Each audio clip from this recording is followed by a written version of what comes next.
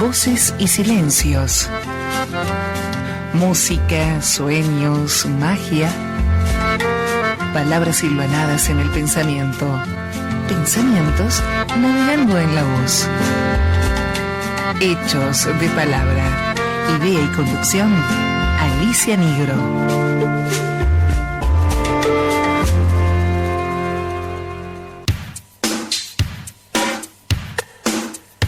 Radio Hermes también te escucha. Llámanos al 4305-3303 o deja tu mensaje al 11 56 47 2346. Compartí nuestros contenidos en redes. En Facebook nos encontrás como Radio Hermes Web, en Instagram como Radio Hermes y en Twitter como Radio-Hermes. Míranos en nuestro canal de YouTube, escuchanos en www.radiohermes.com y nuestra aplicación para dispositivos móviles. Radio Hermes, tu lugar de expresión y comunicación.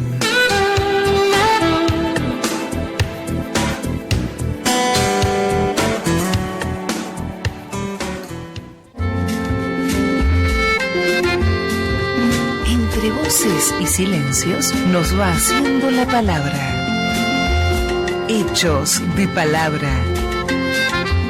Todos los miércoles desde Radio Hermes, antes del atardecer.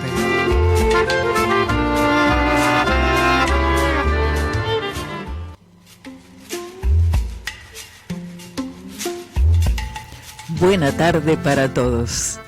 Aquí comienza Hechos de Palabra. Mi nombre es Alicia Nigro y te propongo que nos acompañes en los 90 minutos que ya hemos iniciado. En la operación técnica y con su asesoramiento artístico-técnico, Pablo Duarte nos pone al aire desde Radio Hermes hacia vos. Nosotros estamos en Radio Hermes. Vos estás en algún punto de este infinito que habitamos, haciendo de la magia una realidad, porque este presente será nuestro presente cuando vos lo dispongas, vos elegís. Y bueno, tenés dos opciones: o nos ves en forma directa cuando salimos al aire, o nos ves y nos escuchás en forma diferida. Y lo podés hacer, entonces ya si lo haces en forma directa estás en www.radiohermes.com, y si lo haces en forma diferida, bueno, entonces nos buscarás en los múltiples lugares donde aparece Radio Hermes. Por ejemplo, en YouTube nos encontrás con nuestros videos, ahí nos podés ver y escuchar. En la emisora, en el podcast de la emisora nos podés escuchar, y también lo podés hacer en Spotify o en iVoox. Bueno, dicho todo esto, vamos al grano. Voy a contarte.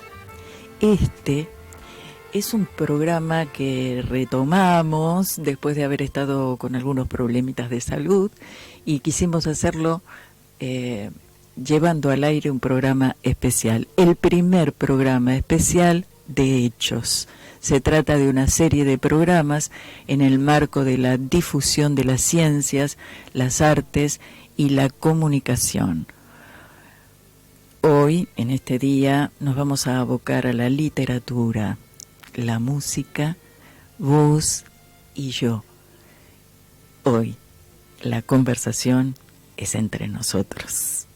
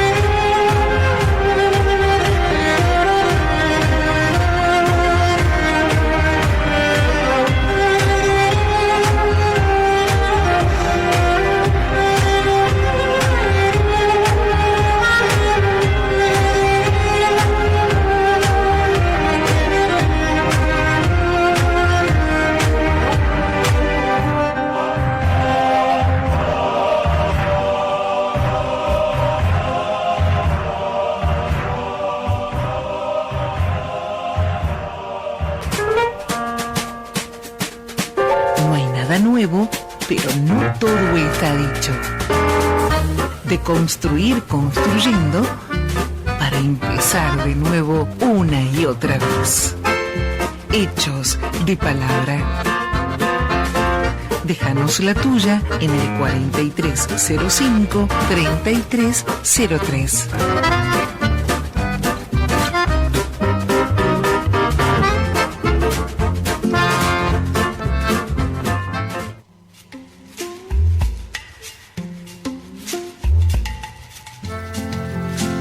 Acabamos de escuchar La Última Danza, interpretada por Hauser en su cello. Hauser es un joven músico croata. Nació el 15 de junio de 1986. Está próximo a cumplir 37 años. Su instrumento es el cello. En 2011, junto a Sulik, su compañero de estudios, grabó un video en YouTube, Smooth Criminal, de Michael Jackson, para cello. El video fue un furor en su momento, y con él saltaron a la fama y firmaron contrato con el sello Sony ese mismo año. Así Hauser y Sulik formaron el grupo musical Dos Chelos, dúo que ha alcanzado fama mundial interpretando a clásicos del rock y del pop internacional.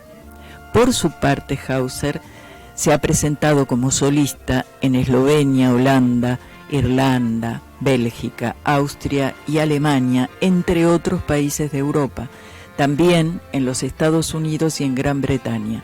Recibió 21 premios nacionales e internacionales en 2006. Fue el único chelista escogido para presentarse en un concierto de gala en Florencia, Italia, donde impactó con su música y su cello. Hauser tiene formación en música clásica, por lo que puede destacarse como intérprete de la misma, sin dejar de lado la música popular. Muy seductor en sus presentaciones, en ambos casos se mueve con máximo talento y empático histrionismo. Hoy disfrutaremos de la música que nos propone Hauser en su cello.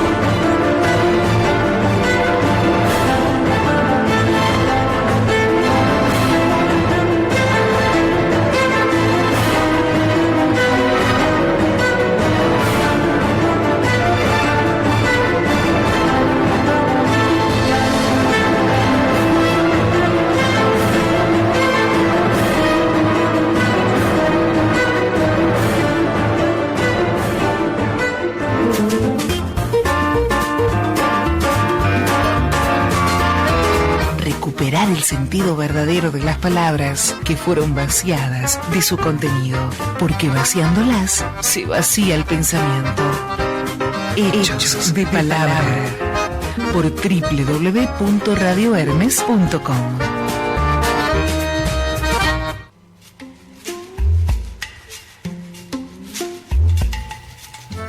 Aquí otra vez, los labios memorables, único y semejante a vosotros.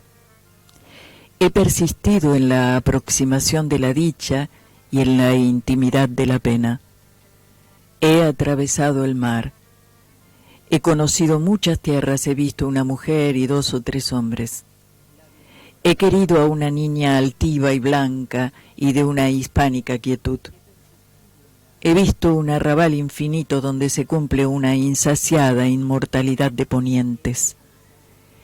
He paladeado numerosas palabras. Creo profundamente que eso es todo y que ni veré ni ejecutaré cosas nuevas. Creo que mis jornadas y mis noches se igualan en pobreza y en riqueza a las de Dios y a las de todos los hombres. Mi vida entera, Jorge Luis Borges.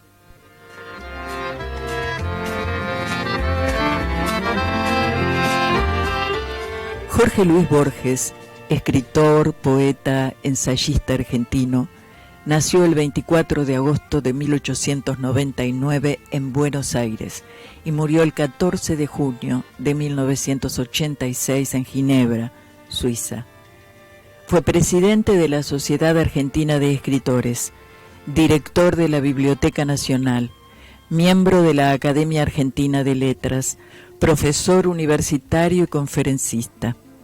Recibió importantes distinciones de gobiernos extranjeros y el título de doctor honoris causa de las universidades de Columbia, Yale, Oxford, Michigan, Santiago de Chile, la Sorbona y Harvard.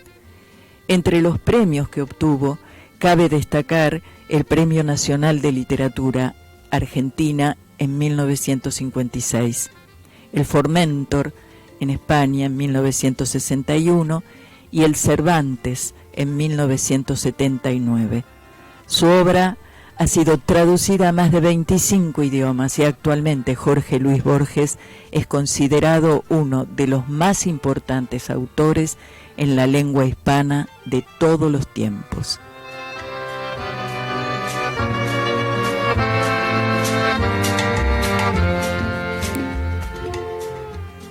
Supe que no llegaría a la verdad inventada si aceptaba la peluca, si me convencía de que país nuevo era vida nueva y que el amor se cambia como una camisa.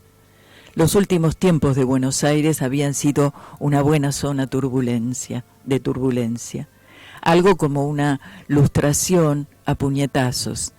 En la soledad de los primeros tiempos de París, volví sin buscarlo ni rechazarlo a una escritura cargada de pasado, de temas vividos o imaginados en esa otra soledad provinciana de tantos años de empleos perdidos en lo más amargo de la pampa.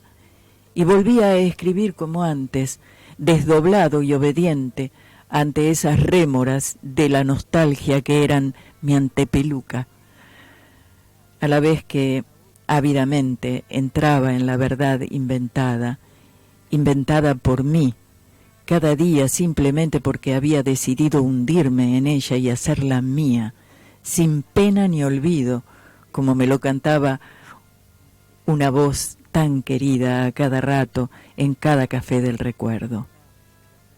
Un antes y un después, sí, en los calendarios, pero no en esa misma lapicera que seguía escribiendo desde la misma mano. Julio Cortázar, Salvo el crepúsculo, Buenos Aires, Alfaguara.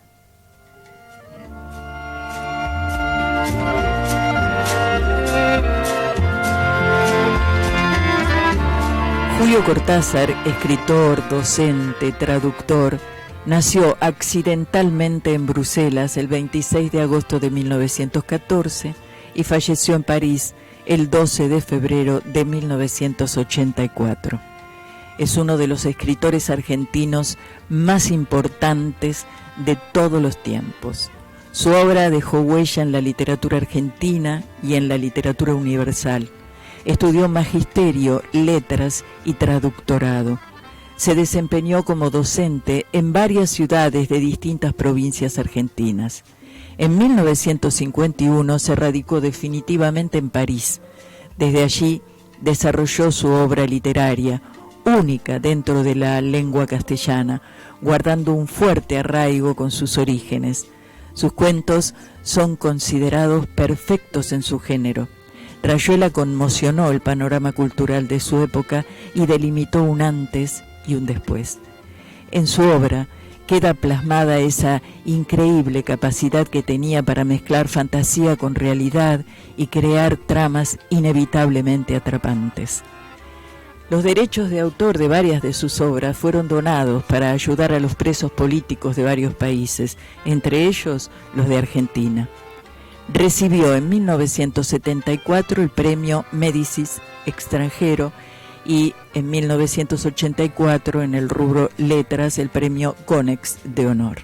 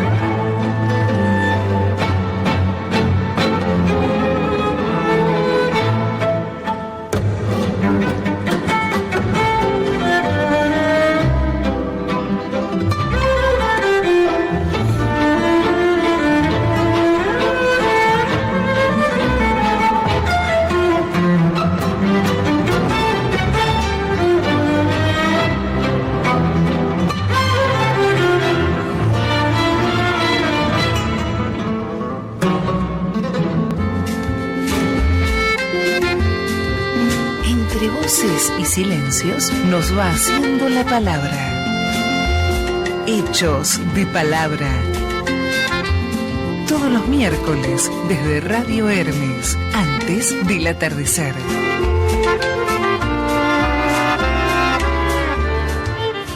Pero en realidad yo me siento mucho más cómodo en un terreno que toca lo irracional. Ese es mi verdadero campo. Después de Los Reyes aparece el primer libro donde ya quizá está presente la manera de hacer de Cortázar, esa manera de hacer con la que nos acabaríamos identificando, que es Bestiario, donde se recopilan 6 cuentos. Ahí abandona ya la preocupación, digamos, formalista de las obras anteriores, aparece su lenguaje coloquial y más directo, y surgen ahí los elementos fantásticos del absurdo, del humor, todos ellos muy, muy entrelazados. tú has hablado de lo fantástico. Y es ahí justamente donde se sitúa la noción que yo tengo de la realidad y que creo que era lo que tú querías saber anteriormente. Sí, toda esa serie de cuentos de bestiario son los primeros cuentos en que yo me sentí relativamente seguro de haber dicho lo que quería decir. Son cuentos fantásticos. Pero lo que pasa es que la noción de fantástico es una noción que también el diccionario, ¿no? El cementerio. El cementerio ha dividido para separarlo de lo real. Yo me di cuenta oscuramente que mi noción de lo fantástico no tenía nada que ver con la noción que podía tener mi madre, mi hermana, mi familia y mis condiscípulos. O sea que descubrí, y era un poco penoso, que yo me movía con naturalidad en el territorio de lo fantástico sin distinguirlo demasiado de lo real. Claro. Es decir, que sucedieran cosas fantásticas en los libros o que pudieran sucederme a mí en la vida, eran hechos que yo asumía sin protesta y sin escándalo. Y me encontré envuelto ya en un sistema social donde eso sí es un escándalo y se lo reduce inmediatamente de manera racional, diciendo, bueno, es una casualidad, es una coincidencia. No, es una excepción. ¿Ves? Todas las maneras de echar hacia atrás lo que te está amenazando por otros caminos que los caminos de la lógica. Bueno, entonces, como ves, mi noción de fantástico es una noción que finalmente no es diferente de la noción del realismo para mí, porque mi realidad es una realidad donde lo fantástico y lo real se entrecruza cotidianamente. Lo fantástico a veces es la cara oculta de la moneda y a veces es la cara visible de la moneda. Sí, exactamente es eso, es eso. Ahí la concentración.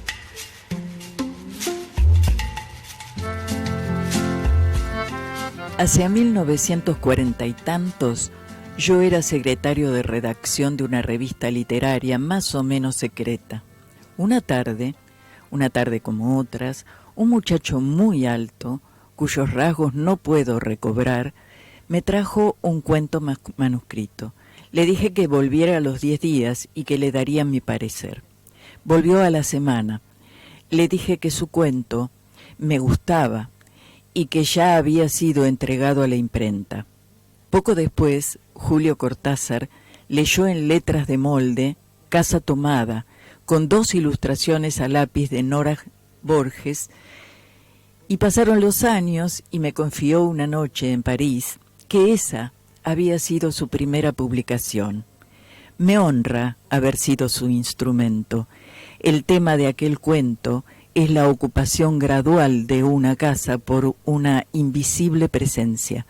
En ulteriores piezas, Julio Cortázar lo retomaría de un modo más indirecto y por ende más eficaz.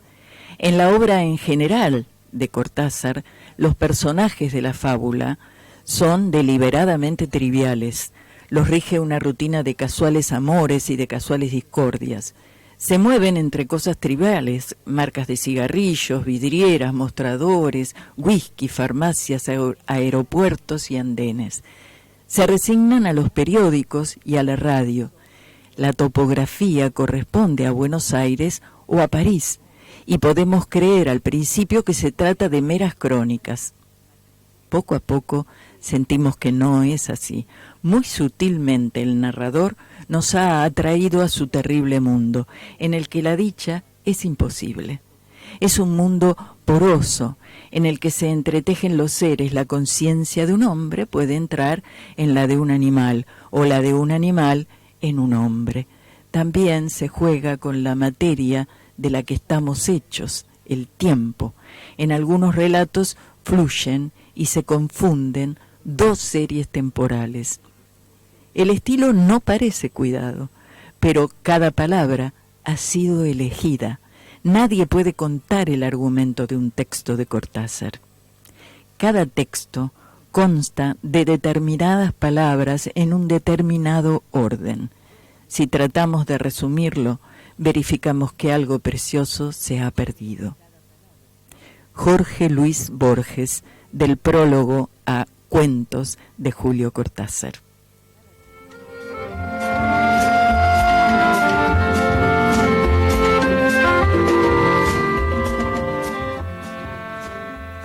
Nos gustaba la casa porque, aparte de espaciosa y antigua, hoy que las casas antiguas sucumben a la más ventajosa liquidación de sus materiales, guardaba los recuerdos de nuestros bisabuelos, el abuelo paterno, nuestros padres y toda la infancia. Nos habituamos, Irene y yo, a persistir solos en ella, lo que era una locura, pues en esa casa podrían vivir 8 personas sin estorbarse. Hacíamos la limpieza por la mañana, levantándonos a las 7, y a eso de las 11 yo le dejaba a Irene las últimas habitaciones por repasar y me iba a la cocina. Almorzábamos a mediodía, siempre puntuales. Ya no quedaba nada por hacer fuera de unos pocos platos sucios. Nos resultaba grato almorzar pensando en la casa profunda y silenciosa y cómo nos bastábamos para mantenerla limpia. A veces llegamos a creer que era ella la que no nos dejó casarnos. Irene rechazó 2 pretendientes sin mayor motivo. A mí se me murió Marta Esther antes de que llegáramos a comprometernos. Entramos en los 40 años con la inexpresada idea de que en el nuestro siempre y silencioso matrimonio de hermanos era necesaria clausura de la genealogía asentadas por los bisabuelos en nuestra casa.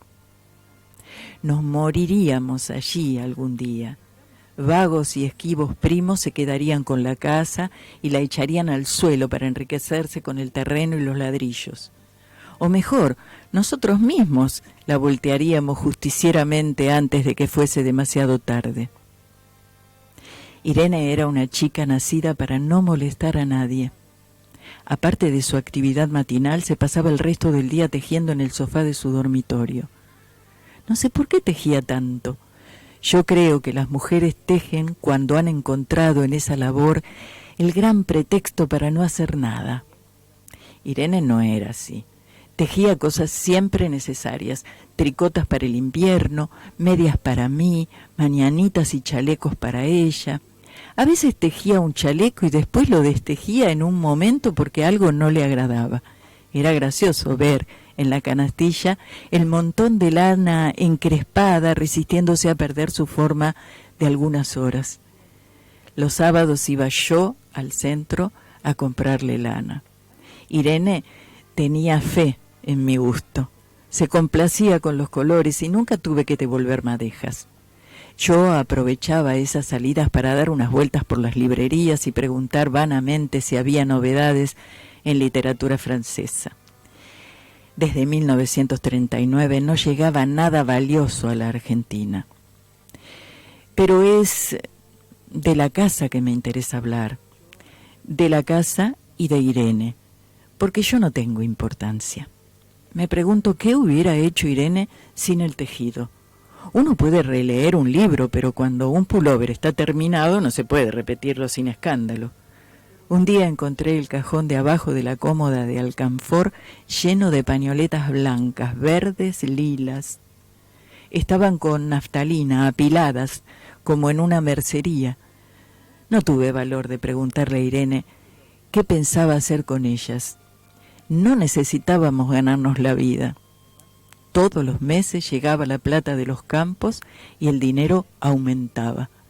Pero a Irene solamente la entretenía el tejido. Mostraba una destreza maravillosa y a mí se me iban las horas viéndole las manos como erizos plateados, agujas yendo y viniendo y 1 o 2 canastillas en el suelo donde se agitaban constantemente los ovillos. Era hermoso. ¿Cómo no acordarme de la distribución de la casa? El comedor, una sala con gobelinos, la biblioteca y 3 dormitorios grandes que daban en la parte más retirada, la que mira hacia Rodríguez Peña.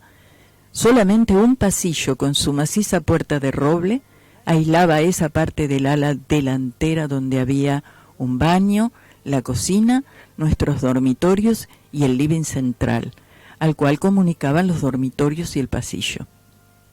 Se entraba a la casa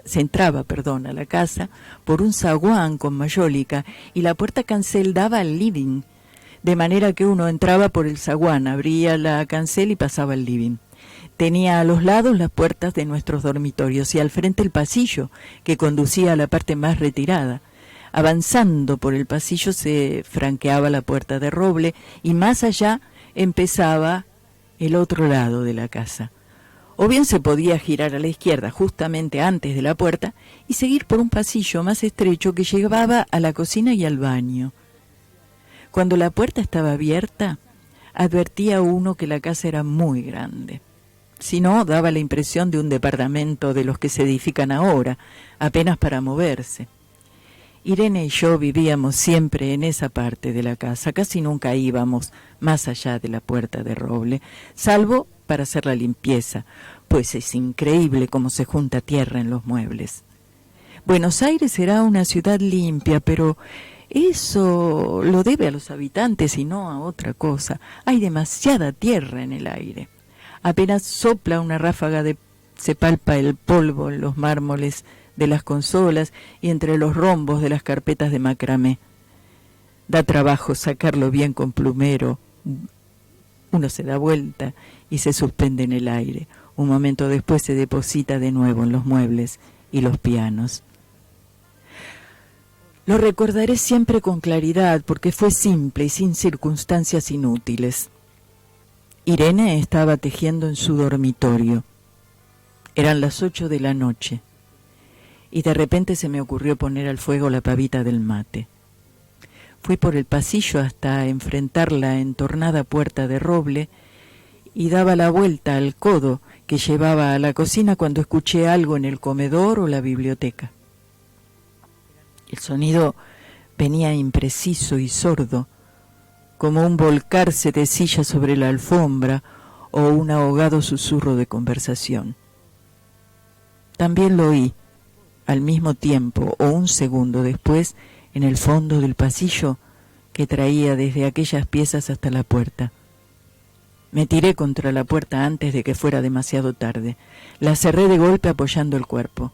Felizmente la llave estaba puesta de nuestro lado y además corrí el gran cerrojo para más seguridad. Fui a la cocina, calenté la pavita y cuando estuve de vuelta con la bandeja del mate le dije a Irene: tuve que cerrar la puerta del pasillo, han tomado la parte del fondo. Dejó caer el tejido y me miró con sus grandes ojos cansados. ¿Estás seguro? Asentí. Entonces, dijo encogiendo las agujas, tendremos que vivir de este lado. Yo cebaba el mate con mucho cuidado, pero ella tardó un rato en reanudar su labor. Me acuerdo que tejía un chaleco gris. A mí me gustaba ese chaleco. Los primeros días nos pareció penoso porque ambos habíamos dejado en la parte tomada muchas cosas que queríamos. Mis libros de literatura francesa, por ejemplo, estaban todos en la biblioteca. Irene extrañaba unas carpetas, un par de pantuflas que tanto la abrigaban en invierno. Yo sentía mi pipa de enebro y creo que Irene pensó en una botella de aspirina de muchos años. Con frecuencia, pero solamente sucedió los primeros días, cerrábamos algún cajón de las cómodas y nos mirábamos con tristeza. No está aquí. Y era una cosa más de todo lo que habíamos perdido al otro lado de la casa. Pero también tuvimos ventajas. La limpieza se simplificó tanto que aún levantándose tardísimo, a las 9:30, por ejemplo, no daban las 11 y ya estábamos de brazos cruzados.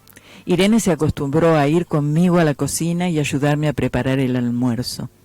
Lo pensamos bien y se decidió esto. Mientras yo preparaba el almuerzo, Irene cocinaba platos para comer fríos de noche.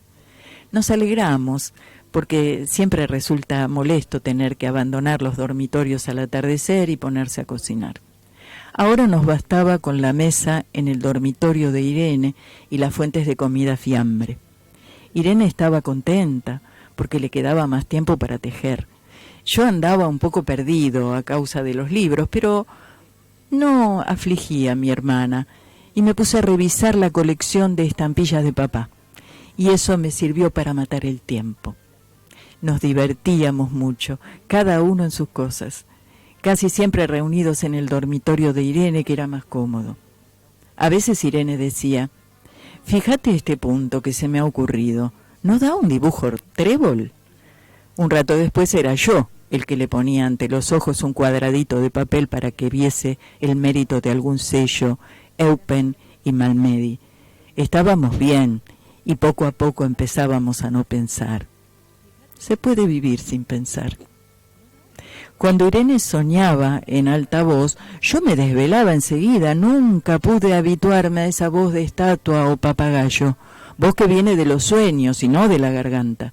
Irene decía que mis sueños consistían en grandes sacudones que iban y a veces hacían caer el cobertor. Nuestros dormitorios tenían el living de por medio, pero de noche se escuchaba cualquier cosa en la casa. Nos oíamos respirar, toser, presentíamos el ademán que conduce a la llave del velador, los mutuos y frecuentes insomnios. Aparte de eso, todo estaba callado en la casa. De día eran los rumores domésticos, el roce metálico de las agujas de tejer, un crujido al pasar las hojas del álbum filatélico, la puerta de roble.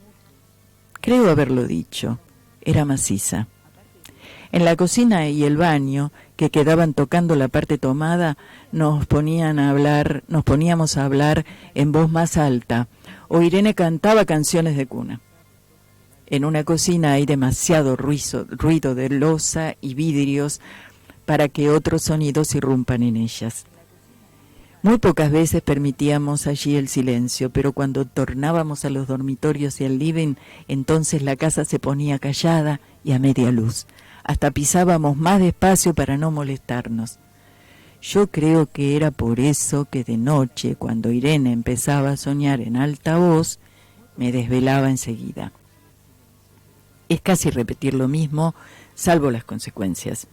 De noche siento sed, y antes de acostarnos le dije a Irene que iba hasta la cocina a servirme un vaso de agua. Desde la puerta del dormitorio, ella tejía, oí un ruido en la cocina. Tal vez en la cocina o tal vez en el baño, porque el codo del pasillo apagaba el sonido. A Irene le llamó la atención mi brusca manera de detenerme y vino a mi lado sin decir palabra. Nos quedamos escuchando los ruidos, notando claramente que eran de este lado de la puerta de roble, en la cocina y el baño, o en el pasillo mismo, donde empezaba el codo casi al lado nuestro. No nos miramos siquiera. Apreté el brazo de Irene y la hice correr conmigo hasta la puerta cancel, sin volvernos hacia atrás. Los ruidos se oían más fuertes, pero siempre sordos, a espaldas nuestras. Cerré de un golpe la cancel y nos quedamos en el zaguán. Ahora no se oía nada.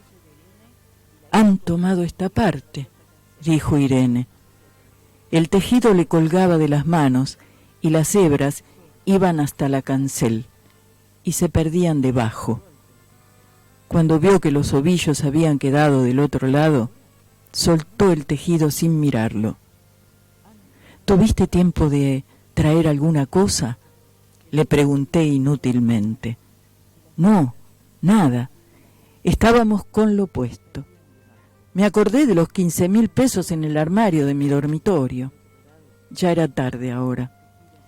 Como me quedaba el reloj pulsera, vi que eran las 11 de la noche. Rodeé con mi brazo la cintura de Irene. Yo creo que ella estaba llorando. Y salimos así, a la calle.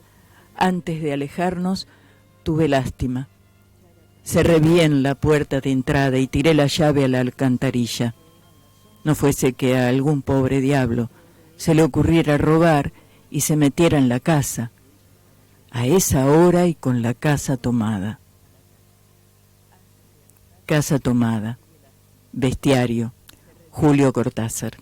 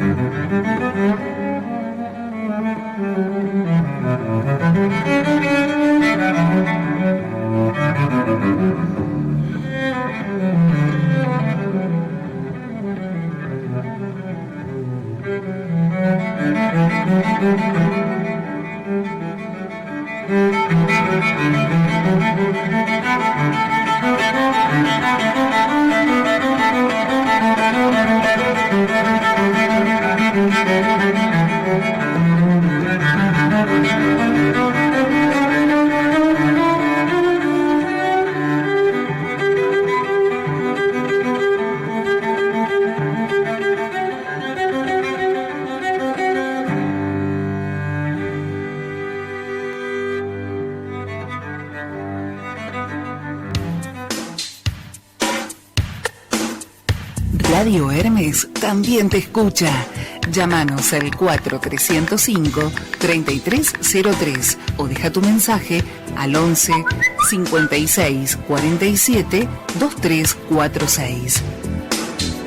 Compartí nuestros contenidos en redes. En Facebook nos encontrás como Radio Hermes Web, en Instagram como Radio Hermes y en Twitter como Radio-Hermes. Míranos en nuestro canal de YouTube, escuchanos en www.radiohermes.com y nuestra aplicación para dispositivos móviles. Radio Hermes, tu lugar de expresión y comunicación.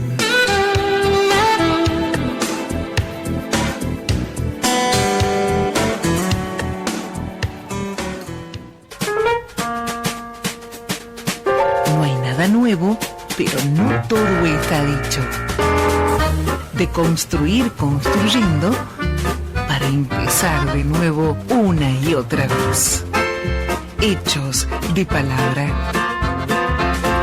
Déjanos la tuya en el 4305-3303.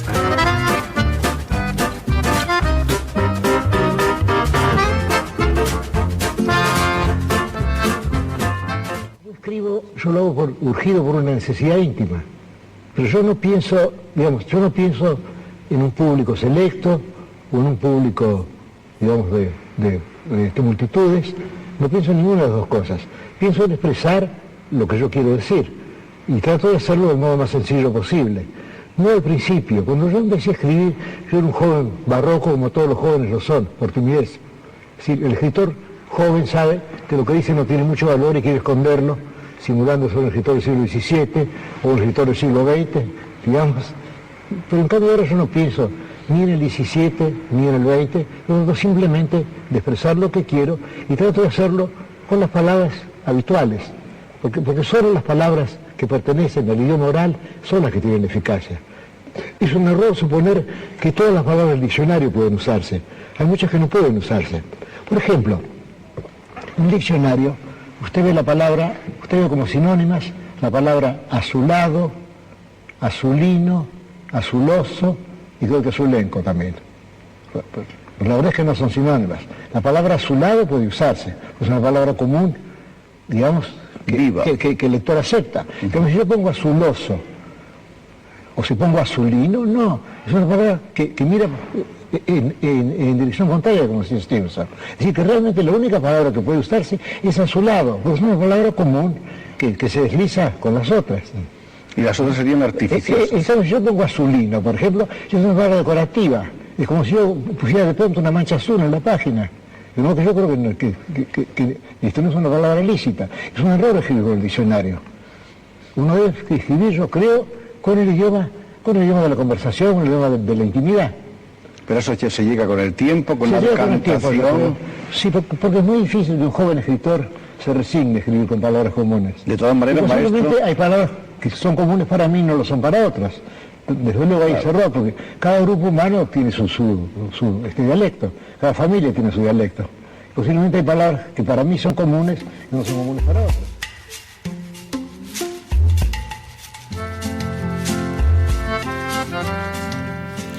En principio soy, y creo que lo soy cada vez más, muy severo, muy riguroso frente a las palabras.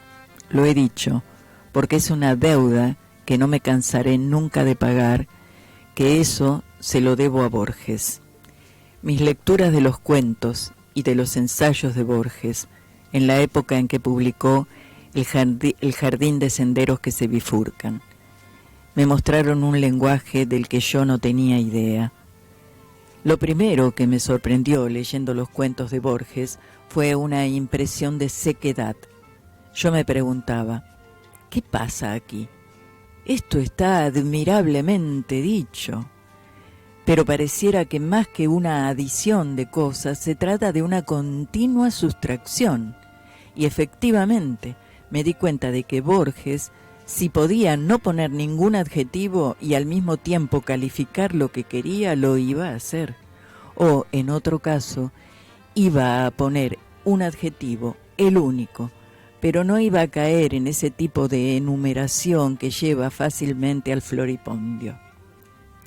Julio Cortázar, de una entrevista de Omar Prego Gadea.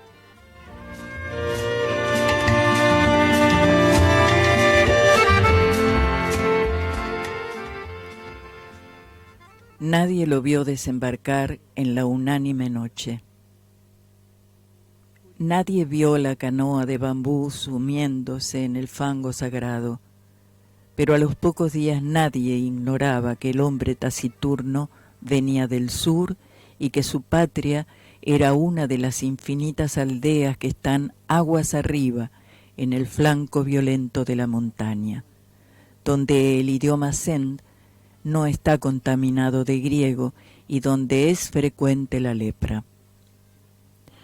Lo cierto es que el hombre gris besó el fango, repechó la ribera sin apartar, probablemente sin sentir, las cortaderas que le dilaceraban las carnes y se arrastró, mareado y ensangrentado, hasta el recinto circular que corona un tigre o caballo de piedra, que tuvo alguna vez el color del fuego y ahora el de la ceniza.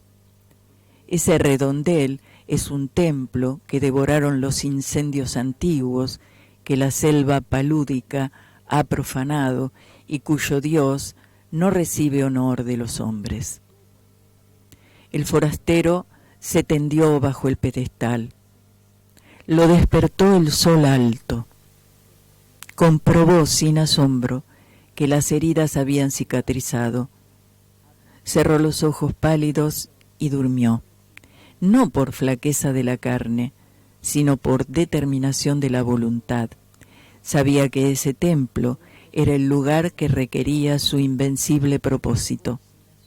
Sabía que los árboles incesantes no habían logrado estrangular río abajo las ruinas de otro templo propicio, también de dioses incendiados y muertos. Sabía que su inmediata obligación era el sueño. Hacia la medianoche lo despertó el grito inconsolable de un pájaro, rastros de pies descalzos.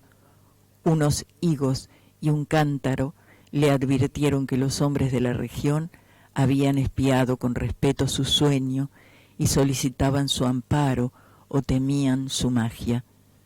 Sintió el frío del miedo y buscó en la muralla dilapidada un nicho sepulcral y se tapó con hojas desconocidas. El propósito que lo guiaba no era imposible, aunque sí sobrenatural. Quería soñar un hombre. Quería soñarlo con integridad minuciosa e imponerlo a la realidad. Ese proyecto mágico había agotado el espacio entero de su alma. Si alguien le hubiera preguntado su propio nombre o cualquier rasgo de su vida anterior, no habría acertado a responder. Le convenía el templo inhabitado y despedazado, porque era un mínimo de mundo visible. La cercanía de los leñadores también, porque estos se encargaban de subvenir a sus necesidades frugales. El arroz y las frutas de su tributo eran pábulo suficiente para un cuerpo, consagrado a la única tarea de dormir y soñar. Al principio los sueños eran caóticos, poco después fueron de naturaleza dialéctica. El forastero se soñaba en el centro de un anfiteatro circular que era de algún modo el templo incendiado. Nubes de alumnos taciturnos fatigaban las gradas. Las caras de los últimos pendían a muchos siglos de distancia y a una altura estelar, pero eran del todo precisas. El hombre les dictaba lecciones de anatomía, de cosmografía, de magia. Los rostros escuchaban con ansiedad y procuraban responder con entendimiento, como si adivinaran la importancia de aquel examen que redimiría a uno de ellos de su condición de vana apariencia y lo interpolaría en el mundo real. El hombre, en el sueño y en la vigilia, consideraba las respuestas de sus fantasmas, no se dejaba embaucar por los impostores, adivinaba en ciertas perplejidades una inteligencia creciente, buscaba un alma que mereciera participar en el universo. A las 9 o 10 noches comprendió con alguna amargura que nada podía esperar de aquellos alumnos que aceptaban con pasividad su doctrina y sí de aquellos que arriesgaban a veces una contradicción razonable. Los primeros, aunque dignos de amor y de buen afecto, no podían ascender a individuos. Los últimos preexistían un poco más. Una tarde, ahora también las tardes eran tributarias del sueño, ahora no velaba sino un par de horas en el amanecer. Licenció para siempre el vasto colegio ilusorio y se quedó con un solo alumno. Era un muchacho taciturno, cetrino, díscolo a veces, de rasgos afilados que repetían los de su soñador. No lo desconcertó por mucho tiempo la brusca eliminación de los condiscípulos. Su progreso, al cabo de unas pocas lecciones particulares, pudo maravillar al maestro. Sin embargo, la catástrofe sobrevino. El hombre, un día, emergió del sueño como de un desierto viscoso, miró la vana luz de la tarde que al pronto confundió con la aurora y comprendió que no había soñado. Toda esa noche y todo el día, la intolerable lucidez del insomnio se abatió contra él. Quiso explorar la selva, extenuarse. Apenas alcanzó entre la cicuta unas rachas de sueño débil, veteadas fugazmente de visiones de tipo rudimental, inservibles. Quiso congregar el colegio y apenas hubo articulado unas breves palabras de exhortación, se deformó, se borró. En la casi perpetua vigilia, lágrimas de ira le quemaban los viejos ojos. Comprendió que el empeño de moderar la materia incoherente y vertiginosa de que se componen los sueños es el más arduo que puede acometer un varón, aunque penetre todos los enigmas del orden superior y del inferior, mucho más arduo que tejer una cuerda de arena o de amonedar el viento sin cara. Comprendió que un fracaso inicial era inevitable. Juró olvidar la enorme alucinación que lo había desviado al principio y buscó otro método de trabajo. Antes de ejercitarlo, dedicó un mes a la reposición de las fuerzas que había malgastado el delirio. Abandonó toda premeditación de soñar y casi acto continuo logró dormir un trecho razonable del día. Las raras veces que soñó durante ese periodo no reparó en los sueños. Para reanudar la tarea, esperó que el disco de la luna fuera perfecto. Luego, en la tarde, se purificó en las aguas del río, adoró los dioses planetarios, pronunció las sílabas lícitas de un nombre poderoso y durmió. Casi inmediatamente soñó con un corazón que latía. Lo soñó activo, caluroso, secreto, del grandor de un puño cerrado, color granate en la penumbra de un cuerpo humano, aún sin cara ni sexo. Con minucioso amor lo soñó, durante 14 lúcidas noches. Cada noche lo percibía con mayor evidencia, no lo tocaba, se limitaba a atestiguarlo, a observarlo, tal vez a corregirlo con la mirada. Lo percibía, lo vivía, desde muchas distancias y muchos ángulos. La noche 14 rozó la arteria pulmonar con el índice y luego todo el corazón desde afuera y adentro. El examen lo satisfizo. Deliberadamente, no soñó durante una noche. Luego retomó el corazón, invocó el nombre de un planeta y emprendió la visión de otro de los órganos principales. Antes de un año llegó al esqueleto, a los párpados. El pelo innumerable fue tal vez la tarea más difícil. Soñó un hombre íntegro, un mancebo, pero éste no se incorporaba ni hablaba ni podía abrir los ojos. Noche tras noche el hombre lo soñaba dormido. En las cosmogonías gnósticas, los demiurgos amasan un rojo Adán que no logra ponerse de pie, tan inhábil y rudo y elemental como ese Adán de polvo era el Adán de sueño que las noches del mago habían fabricado. Una tarde, el hombre casi destruyó toda su obra, pero se arrepintió. Más le hubiera valido destruirla. Agotados los votos a los númenes de la tierra y del río, se arrojó a los pies de la esfinge, que tal vez era un tigre y tal vez un potro, e imploró su desconocido socorro. Ese crepúsculo soñó con la estatua. La soñó viva, trémula. No era un atroz bastardo de tigre y potro, sino a la vez esas dos criaturas vehementes y también un toro, una rosa, una tempestad.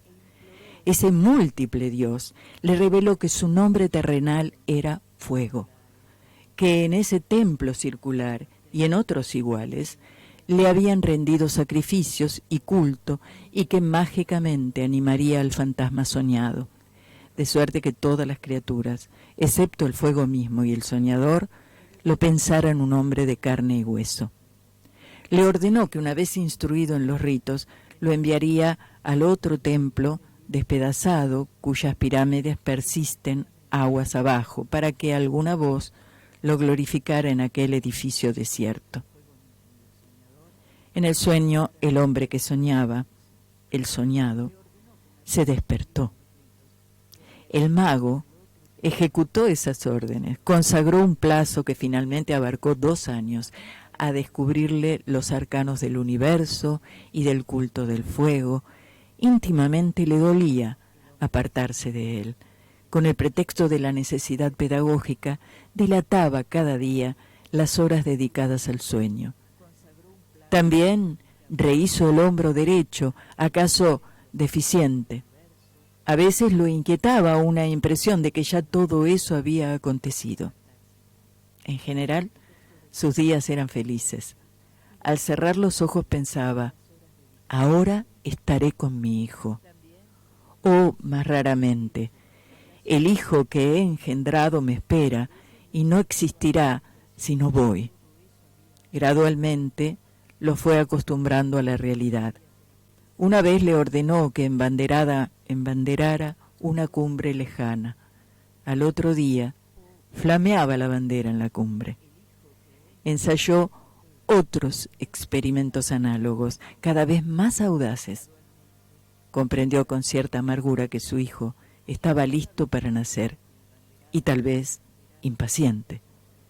Esa noche lo besó por primera vez y lo envió al otro templo cuyos despojos blanqueaban río abajo, a muchas leguas de inextricable selva y ciénaga. Antes, para que no supiera nunca que era un fantasma, para que se creyera un hombre como los otros, le infundió el olvido total de sus años de aprendizaje. Su victoria y su paz quedaron empañadas de hastío. En los crepúsculos de la tarde y del alba se prosternaba ante la figura de piedra. tal vez imaginando que su hijo irreal ejecutaba idénticos ritos en otras ruinas circulares, aguas abajo. De noche no soñaba, o soñaba como lo hacen todos los hombres. Percibía con cierta palidez los sonidos y formas del universo. El hijo ausente se nutría de esas disminuciones de su alma. El propósito de su vida estaba colmado. El hombre persistió en una suerte de éxtasis. Al cabo de un tiempo que ciertos narradores de su historia prefieren computar en años y otros en lustros, lo despertaron 2 remeros a medianoche. No pudo ver sus caras, pero le hablaron de un hombre mágico en un templo del norte, capaz de hollar el fuego y de no quemarse. El mago recordó bruscamente las palabras de Dios.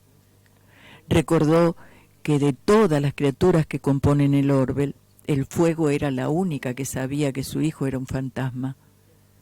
Ese recuerdo, apaciguador al principio, acabó por atormentarlo. Temió que su hijo meditara en ese privilegio anormal y descubriera de algún modo su condición de mero simulacro. No ser un hombre, ser la proyección del sueño de otro hombre. Qué humillación incomparable, qué vértigo. A todo padre le interesan los hijos que ha procreado, que ha permitido, en una mera confusión o felicidad. Es natural que el mago temiera por el porvenir de aquel hijo, pensado entraña por entraña y rasgo por rasgo, en 1001 noches secretas. El término de sus cavilaciones fue brusco, pero lo prometieron algunos signos. Primero, al cabo de una larga sequía, una remota nube en un cerro, liviana como un pájaro. Luego, hacia el sur, el cielo que tenía el color rosado de la encía de los leopardos. Luego las humaredas que herrumbraron el metal de las noches. Después, la fuga pánica de las bestias, porque se repitió lo acontecido hace muchos siglos. Las ruinas del santuario del dios del fuego fueron destruidas por el fuego. En un alba sin pájaros, el mago vio cernirse contra los muros el incendio concéntrico. Por un instante pensó en refugiarse en las aguas, pero luego comprendió que la muerte venía a coronar su vejez y a absolverlo de sus trabajos. Caminó contra los jirones de fuego. Estos no mordieron su carne. Estos lo acariciaron y lo inundaron sin calor y sin combustión, con alivio, con humillación, con terror. Comprendió que él también era una apariencia, que otro estaba soñándolo. Jorge Luis Borges, Las ruinas circulares de El jardín de los senderos que se bifurcan.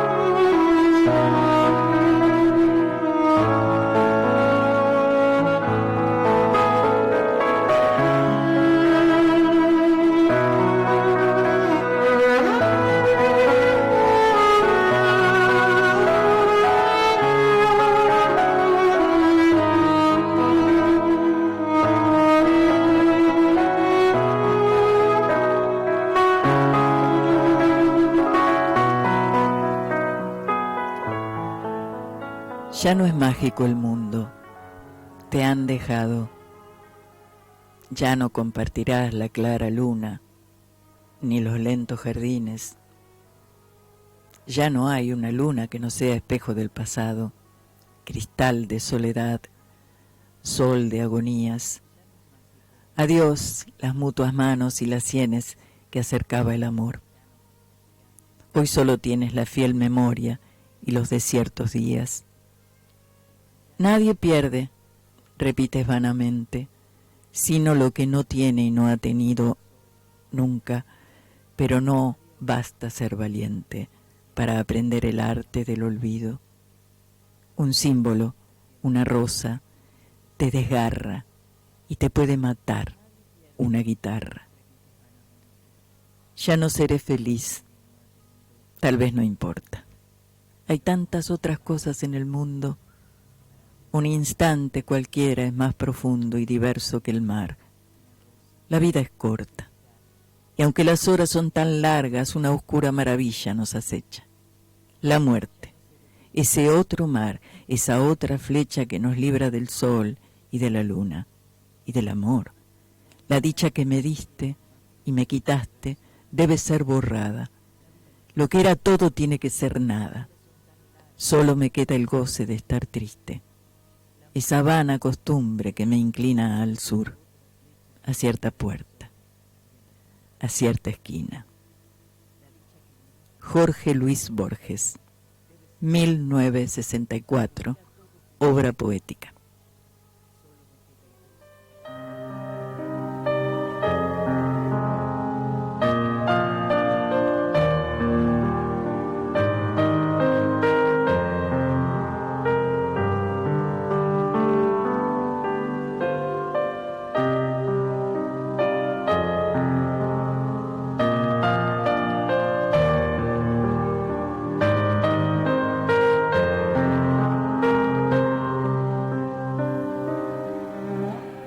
Había empezado a leer la novela unos días antes. La abandonó por negocios urgentes. Volvió a abrirla cuando regresaba en tren a la finca. Se dejaba interesar lentamente por la trama, por el dibujo de los personajes. Esa tarde, después de escribir una carta a su apoderado y discutir con el mayordomo una cuestión de aparcerías, volvió al libro en la tranquilidad del estudio que miraba hacia el Parque de los Robles. Arrellanado en su sillón favorito, de espaldas a la puerta que lo hubiera molestado como una irritante posibilidad de intrusiones, dejó que su mano izquierda acariciara una y otra vez el terciopelo verde y se puso a leer los últimos capítulos. Su memoria retenía sin esfuerzo los nombres y las imágenes de los protagonistas. La ilusión novelesca lo ganó casi enseguida. Gozaba del placer casi perverso de irse desgajando línea a línea de lo que lo rodeaba y sentir a la vez que su cabeza descansaba cómodamente en el terciopelo del alto respaldo, que los cigarrillos seguían al alcance de la mano, que más allá de los ventanales danzaba el aire del atardecer bajo los robles.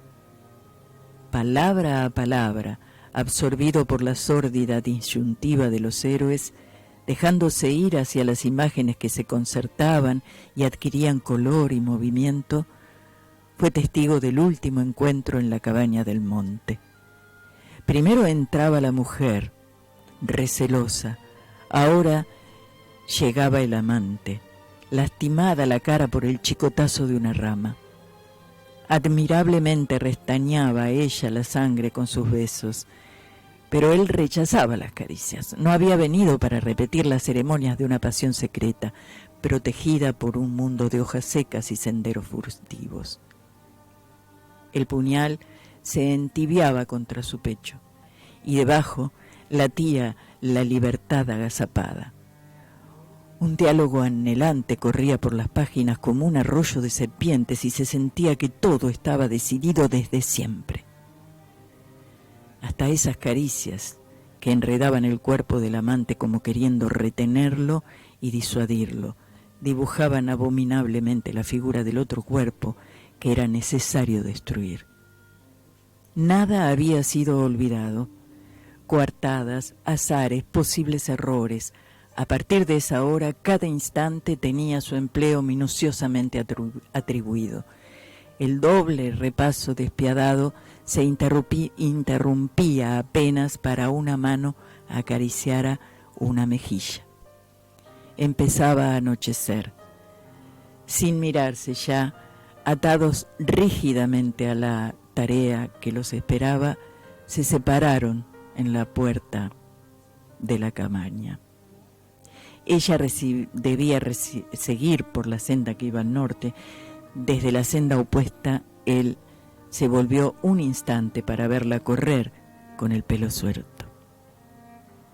Corrió, a su vez, parapetándose en los árboles y los setos, hasta distinguir en la bruma malva del crepúsculo la alameda que llevaba a la casa. Los perros no debían ladrar, y no ladraron. El mayordomo no estaría a esa hora, y no estaba. Subió los 3 peldaños del porche y entró. Desde la sangre galopando en sus oídos le llegaban las palabras de la mujer. Primero una sala azul, después una galería, una escalera alfombrada. En lo alto 2 puertas. Nadie en la primera habitación, nadie en la segunda. La puerta del salón y entonces el puñal en la mano. La luz de los ventanales. El alto respaldo de un sillón de terciopelo verde. La cabeza del hombre en el sillón leyendo una novela.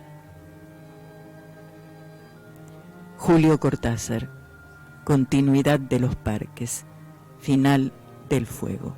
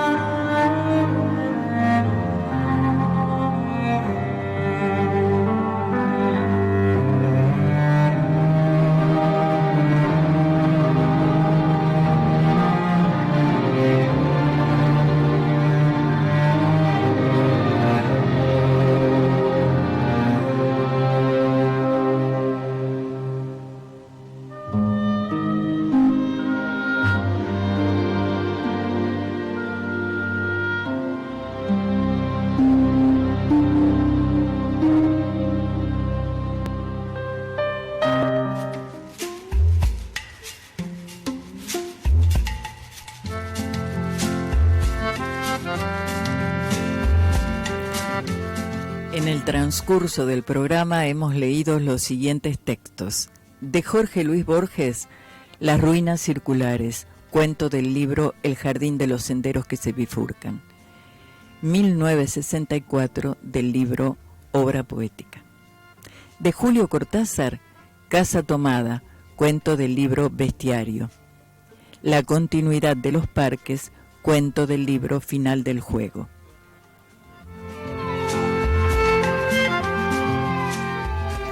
Hemos disfrutado de los siguientes temas musicales interpretados por Hauser en su cello.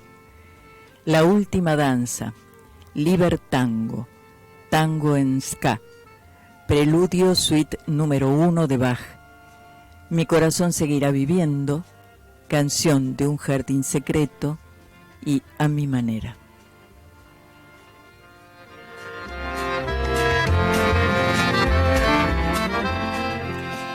Gracias, Pablo Duarte, por esta puesta al aire. Gracias a vos que estás allí escuchándonos. Y bueno, te digo hasta la semana próxima. el miércoles a las 16, pero quédate en Hermes porque ya llega Silvia López con las chicas del teléfono.